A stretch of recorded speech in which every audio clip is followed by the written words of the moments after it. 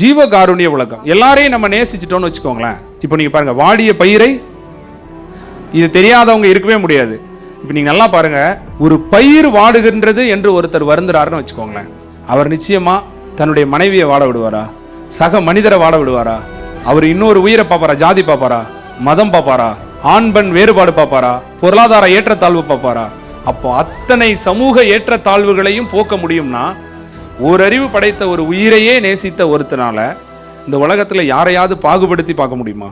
அப்போ அந்த வள்ளற் பெருமானுடைய அந்த வாசகங்களையும் கொள்கைகளையும் சிந்தனையும் நம்ம உணர்ந்தோம்னா, அங்கே போனீங்கன்னா வள்ளலாருக்குன்னு சிலை இருக்காது. அவங்க என்ன பண்ணுவாங்க, அந்த கோட்பாடை விட்டுருவாங்க, சிலையை வணங்க ஆரம்பிச்சிருவாங்க. அப்படிங்கிறதுனால அவங்க என்ன பண்ணிடுறாங்கன்னா, அந்த உருவ வழிபாடு அங்கே இல்லை. ஏன் சிந்திக்கணும்? மனிதன் சிந்திச்சுட்டான்னு வச்சுக்கோங்களேன், அவனே எல்லாருக்கும் துணையாக இருந்துருவான். கடவுள் எங்கேயாவது தோன்றி யாருக்காவது உதவி செஞ்சு நம்ம பார்த்துருக்குமா?